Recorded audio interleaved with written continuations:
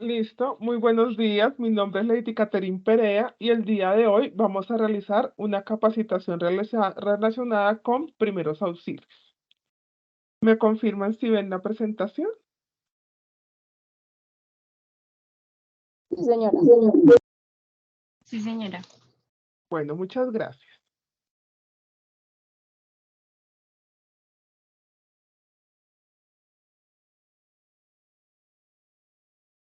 La definición de primeros auxilios refiere a que se debe tener en cuenta, se debe tener en cuenta los cuidados inmediatos, adecuados y provisionales prestados a las personas accidentadas o con enfermedades de aparición súbita antes de ser atendidos en un centro asistencial. Importante es que durante una situación de emergencia tengamos en cuenta que todos somos primer respondiente. Todos debemos brindar un primer auxilio. Si tenemos conocimiento, pues podemos acercarnos a la víctima y aplicar los conocimientos aprendidos. De lo contrario, lo mínimo que debemos hacer es llamar y pedir ayuda a la línea de atención de emergencias. Ustedes a nivel nacional, ustedes tienen una línea nacional para comunicar cualquier situación crítica. Y también en caso de emergencia pueden llamar a la línea 123 para que les sea suministrado ambulancia, em, bomberos, defensa civil, lo que necesiten para el control de una emergencia.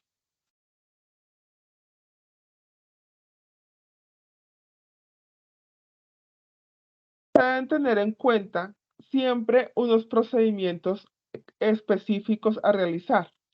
Esos procedimientos nos indican en primera instancia que se debe mantener la calma para brindar una ayuda a todas las personas que estén bajo una situación de riesgo. Eso nos ayuda a tomar mejores decisiones durante la situación de emergencia. En segunda instancia, se debe revisar que el área sea segura para mi seguridad y la de las personas que están en el entorno, porque no sabemos qué pudo haber ocurrido, si el piso estaba húmedo, si cayó alguna viga, si hay una situación de riesgo en la que la persona estuvo expuesta y por eso se lesionó. Lo importante es minimizar ese factor de riesgo teniendo en cuenta las características del entorno y de esa manera brindar una ayuda, minimizando que la persona que también está apoyando en esa ayuda salga lesionada. En tercera instancia, debo evaluar la situación. Verifico si el área es segura, qué pasó, cuántas personas hay lesionadas, si hay espectadores que puedan ayudar. Usted puede delegar funciones. Una persona puede llamar a la línea de emergencia, otra persona puede traer la camilla, otra persona puede traer el botiquín, tomar los signos vitales y realizar todo el procedimiento para que sea más fluido el control de la situación.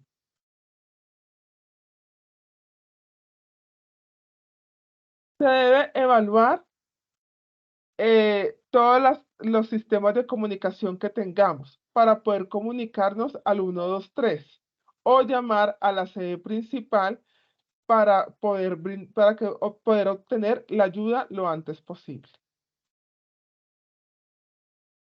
Debo verificar los elementos de bioseguridad que tengo disponibles en el botiquín antes de acercarme a la víctima. Siempre tengo que utilizar mínimo los guantes, la protección respiratoria y las gafas. El objetivo de la utilización de los guantes es minimizar que tengamos una contaminación o podamos infectarnos de cualquier enfermedad que pueda transmitirnos la otra persona. A su vez, de igual forma, debo utilizar la protección respiratoria y las gafas para evitar que los fluidos puedan salpicar a los ojos. En la secuencia para salvar vidas, yo tengo que verificar también si la persona está alerta. Entonces, si la persona está alerta y no presenta algún dolor, uno le va preguntando qué siente, qué le pasó, va evaluando la situación y va también revisando cuál es su nivel de respuesta. Se segunda instancia, uno verifica cómo responde a los estímulos de comunicación, si responde de forma coherente o de forma incoherente. Adicionalmente, verificamos si tiene estímulos de dolor, ¿sí? Verifica uno si le duele alguna parte de su cuerpo. Puede ser al contacto con la persona o básicamente preguntándole. O si la persona definitivamente está inconsciente.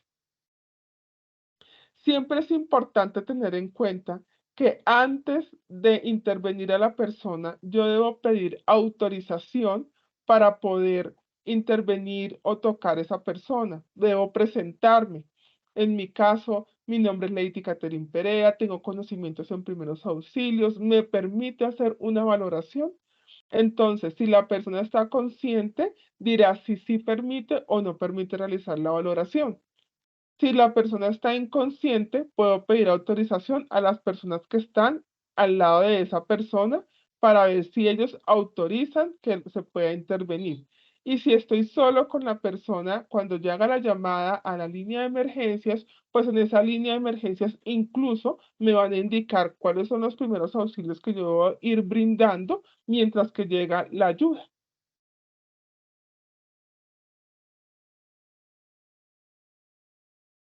¿Cómo vamos hasta ahí, hasta ese punto? ¿Tienen alguna pregunta, alguna inquietud?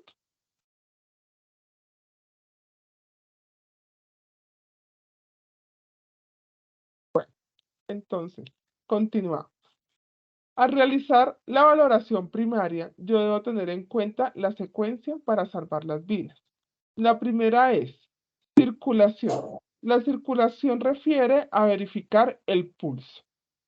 En segunda instancia, encontramos abrir la vía aérea para verificar si la persona tiene algún objeto o comida en la tráquea que le impida respirar, realizando la maniobra así como aparece en la imagen, tocando mentón y frente e inclinando hacia atrás para que se despeje la vía aérea y poder verificar si hay algún objeto o comida que le impida respirar.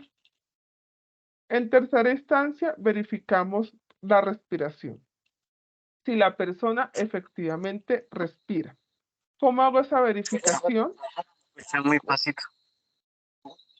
¿Cómo hago esa verificación? Con el movimiento torácico. Toco en la mano, pongo la mano en el pecho y miro si hay movimiento torácico. Sí, señor, ¿me escuchan? ¿Hay alguna pregunta? No, pero es que es como el celular, tiene que ver. Bueno, por favor, recuerden cerrar micrófonos. Muchas gracias. Bueno, adicional, tenemos verificar respiración. Es poner la mano en el pecho para verificar si hay movimiento torácico. ¿Mm?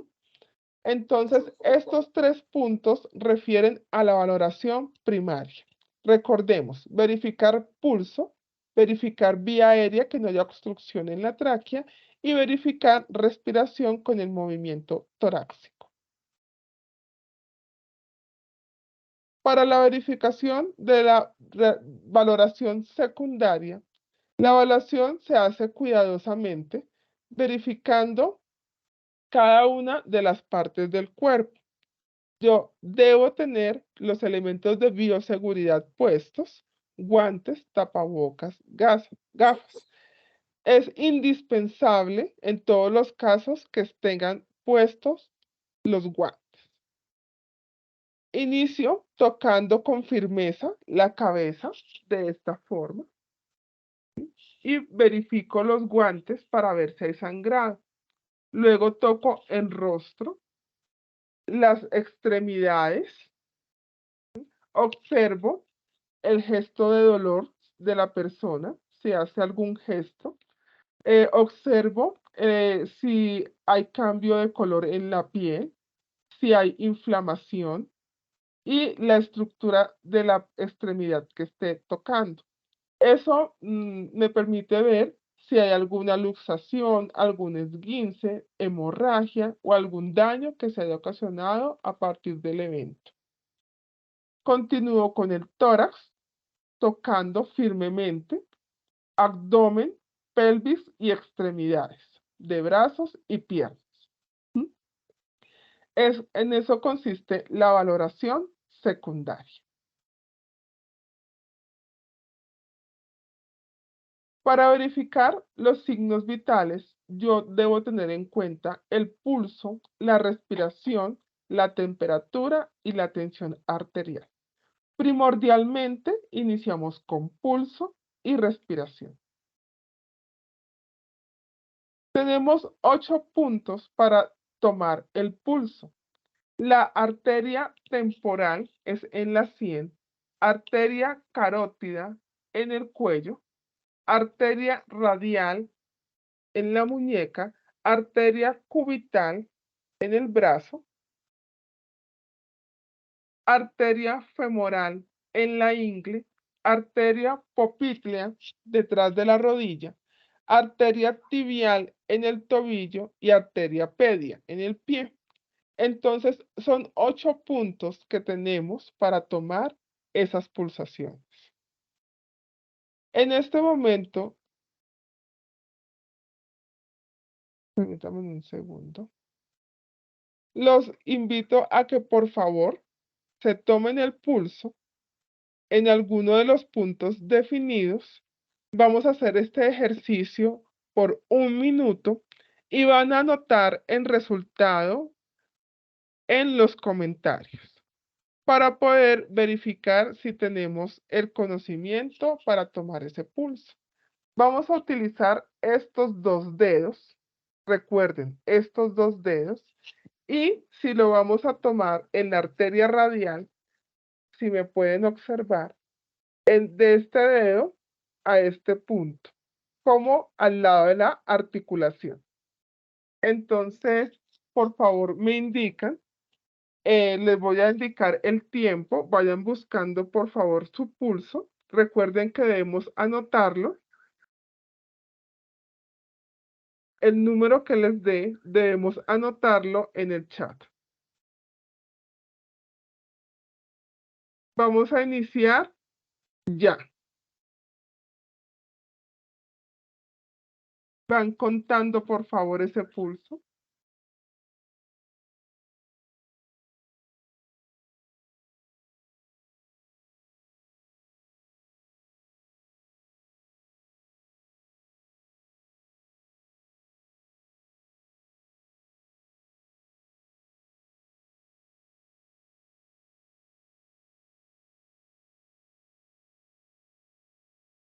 Vamos 30 segundos. Continúen.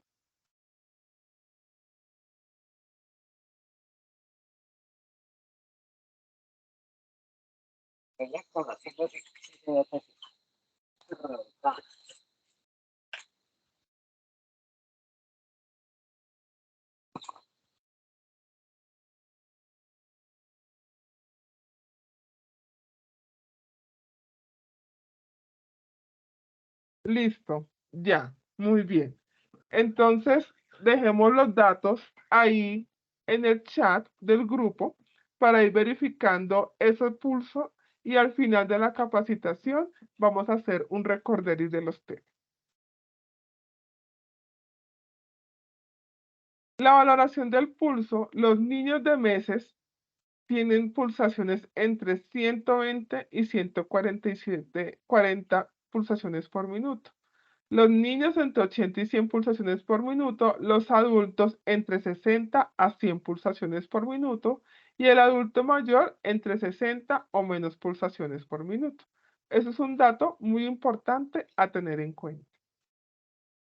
Con respecto a la respiración, función que permite al organismo intercambiar gases con la atmósfera, llevando oxígeno a los pulmones y expulsando tanto oxígeno como dióxido de carbono al medio ambiente. Entonces, los niños de meses tienen respiraciones de 30 a 40 respiraciones por minuto. Los niños hasta 6 años de 26 a 30 respiraciones por minuto. Un adulto tiene de 12 a 20 respiraciones por minuto y un adulto mayor de 12 a 16 respiraciones por minuto. También son datos a tener en cuenta durante la valoración primaria. Recuerden que en la valoración primaria tengo que verificar pulso, respiración y la vía aérea para ver si hay obstrucción en la tráquea. En la verificación de la temperatura, que es otro de los signos que debo verificar, debo tener en cuenta esos grados de temperatura. Para tomarlo puedo utilizar un termómetro digital, bucal, axilar o rectal. Son termómetros totalmente distintos.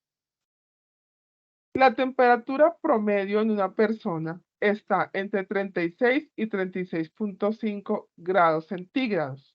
Una febrícula está menor a 38 grados centígrados, una fiebre moderada de 38 a 39 grados centígrados y una fiebre alta superior a los 39 grados.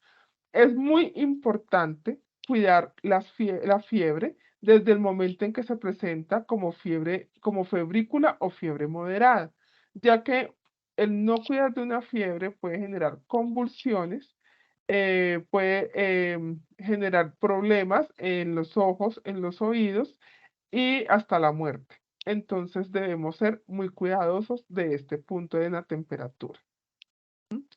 Hay varios medios para controlar temperatura, primordialmente los que conocemos de las abuelas, la papa, bañarse con agua tibia, envolverse en una sábana blanca, consultar al médico para que le suministre el medicamento que corresponda para el control de esa situación que le está generando la fiebre.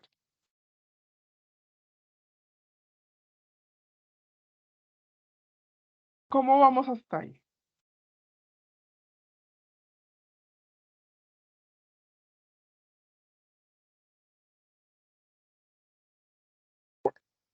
Lesiones en tejidos blandos. Cuando hay lesiones en tejidos blandos, son lesiones que se comprometen en su totalidad al tejido blando y en ocasiones a los músculos. Se clasifican en dos, cerrada y abierta.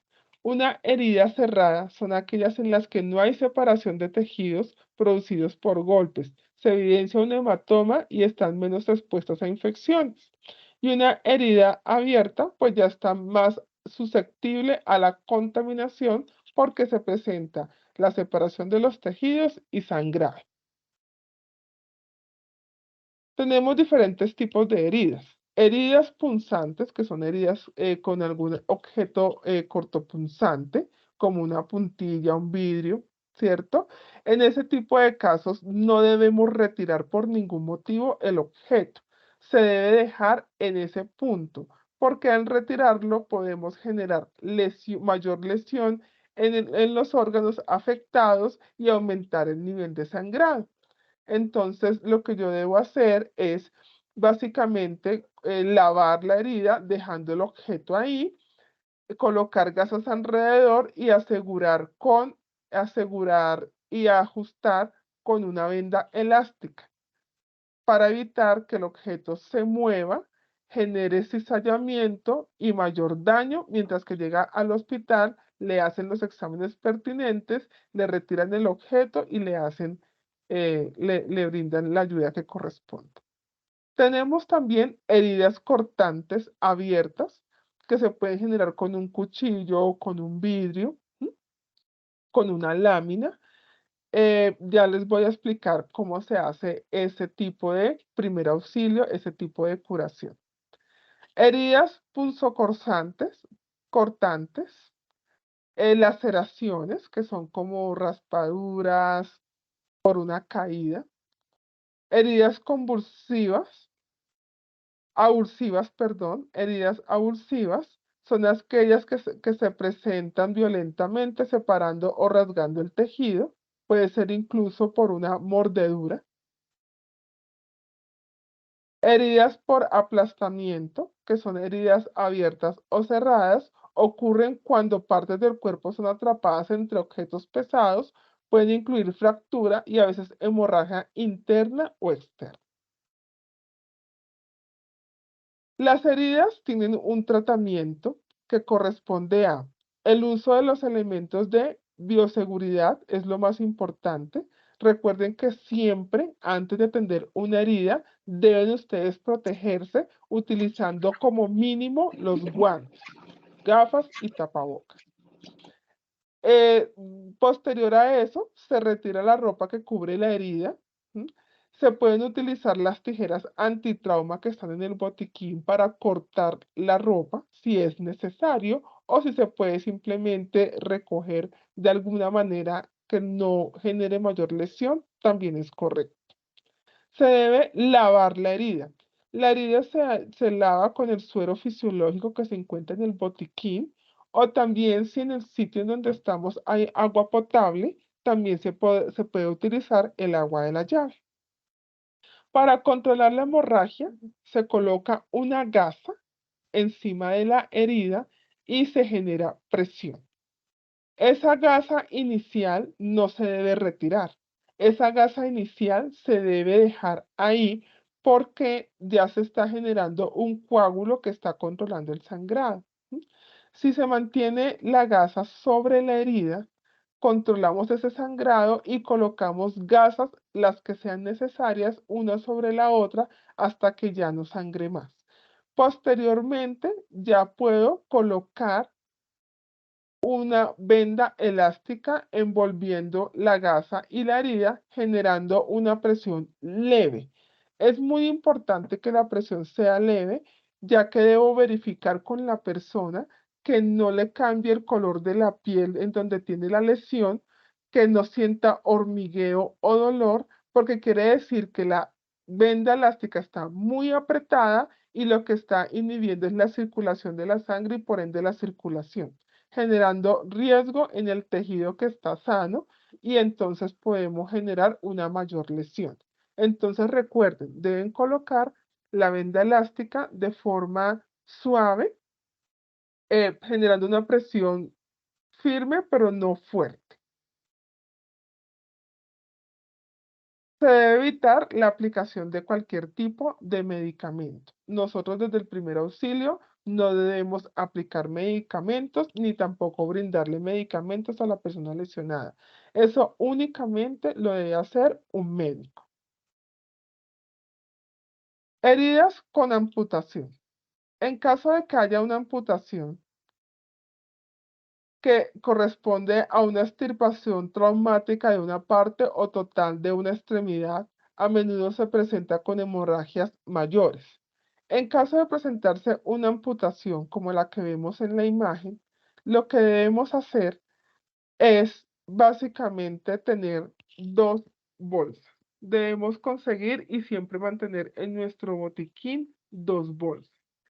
Dos bolsas plásticas, desinfectadas y siempre dispuestas por si ocurre una situación de riesgo como la que estamos presentando en este momento. La primera bolsa es para colocar la extremidad amputada. Lo que se debe hacer es, primero que todo, con los elementos de bioseguridad puestos, colocar la pieza amputada sobre muchas gasas húmedas mojadas con suero fisiológico. Posterior a eso, se coloca esas gasas humedecidas con suero fisiológico, se colocan en la extremidad amputada de la parte en donde está presentando el sangrado y se meten dentro de una de las bolsas. En la otra bolsa yo debo colocar agua y hielo. En la otra bolsa debo colocar agua y hielo para de esa manera mantener el frío en la extremidad y generar algo que se llama la vasoconstricción, que cuando hay frío, las venas y arterias se contraen y minimizan el sangrado. Entonces, yo coloco en esta bolsa, tengo la extremidad que está envuelta en gasas con suero fisiológico y en esta otra bolsa tengo agua con hielo. Coloco esta bolsa dentro de la otra bolsa con agua y hielo, la amarro y traslado a la persona junto con la extremidad amputada. ¿Qué hacemos con la persona que tiene el sangrado también en su extremidad? Le brindamos también un primer auxilio, le colocamos gasas con suelo fisiológico en donde está sangrando, generamos presión en la herida y envolvemos con una venda elástica para minimizar el sangrado y trasladamos rápidamente al centro hospitalario. Debe quedar de esta manera como se ve en la imagen. Entonces, lave con abundante agua la extremidad, envuelva la parte amputada con gasas humedecidas, introduzca en una bolsa y séllela, coloque la bolsa plástica en otra bolsa con hielo, también rotúlela debidamente y transporte junto con el paciente al hospital. Esto es importante, rotule la extremidad. Rotular, ¿qué es? Colocar, marcar esa bolsa, colocar el nombre, la cédula de la persona y trasladar con el paciente. Si tenemos una herida penetrante, como las que le hablaba hace un momento y vemos en la imagen, pueden ver que el objeto cortopunzante queda ahí en la parte del cuerpo afectada, que básicamente se colocaron gasas alrededor y se aseguró con una venda elástica. No se retira el objeto. Si ustedes tienen una lesión en ojos en el que por alguna razón hayan tenido incrustación de algún objeto en el ojo, ¿cierto? Básicamente yo puedo revisar si puedo lavar con suficiente agua para que el objeto salga o también que las lágrimas me ayuden a extraer el objeto. Pero si evidencio que el objeto está incrustado, que no está en el líquido acuoso, entonces lo que yo debo hacer es, por ningún motivo, molestar el ojo ni rascar. No se debe hacer porque puedo generar daño en la córnea. Lo que yo debo hacer es colocar un apósito en el ojo y tapar de forma relevante juntos ojos. ¿Por qué razón? Porque si yo tapo solamente uno y tengo un objeto incrustado, ¿qué va a pasar? La persona observa a la derecha, observa a la izquierda, y ese movimiento también implica que el otro ojo también se siga moviendo y se aumente el daño. Entonces, importante es tapar juntos ojos y trasladar a la persona al centro hospitalario. Obviamente, debe ir acompañada para evitar que pues se tropiece y demás.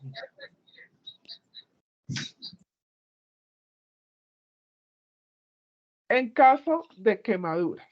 Este punto es muy importante porque a veces no sabemos qué hacer en caso de quemaduras y cometemos algunos errores. Ustedes recuerden que como brigadistas o como primer respondiente en cada una de sus sedes a nivel nacional, no deben aplicar ningún medicamento ni tampoco suministrar. ¿Qué pasa? Cuando ocurre una quemadura, podemos estar afectando la epidermis, que es la primera capa de la piel, la dermis, que es la segunda capa de la piel, o la hipodermis, que es la tercera parte de la piel. En ese mismo orden podemos evidenciar una quemadura de primer grado, una quemadura de segundo grado o una quemadura de tercer grado. En el caso de las quemaduras de primer grado, evidenciamos es como enrojecimiento de la piel, ¿cierto? En ese caso, pues básicamente es lavar la herida con agua fría. En el caso de quemaduras de segundo grado, evidenciamos una ampollita llena de agua. No se debe por ningún motivo reventar esa ampolla porque aumenta el riesgo de infección. Y en tercera instancia tenemos quemaduras de tercer grado, en donde ya se ve incluso el hueso.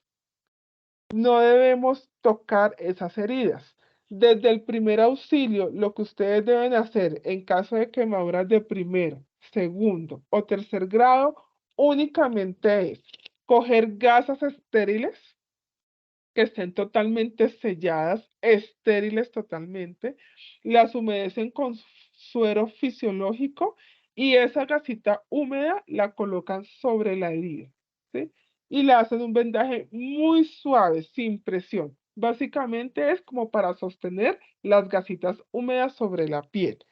Por ningún motivo le vayan a echar ni crema, ni vaselina, absolutamente nada, porque finalmente el médico lo que quiere es ver esa lesión, ¿sí? Y si tiene todos esos tipos de elementos sobre la piel, pues le va a impedir observar qué fue lo que pasó y poderlo medicar.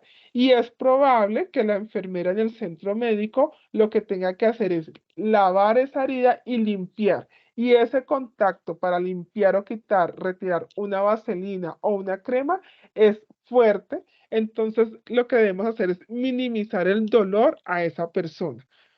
Si básicamente le colocamos agüita y después gasas humedecidas con suero fisiológico sobre la piel, vamos a minimizar cualquier tipo de infección y vamos a minimizar el dolor que está sintiendo esa persona para que lo tengan muy, muy presente.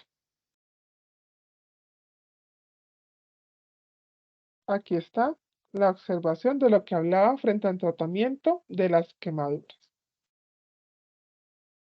Bueno, ¿cómo vamos hasta ahí?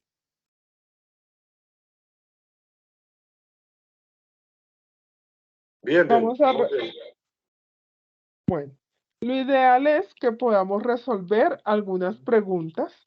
Entonces, estoy aquí atenta a que ustedes me indiquen qué inquietudes y qué preguntas tienen.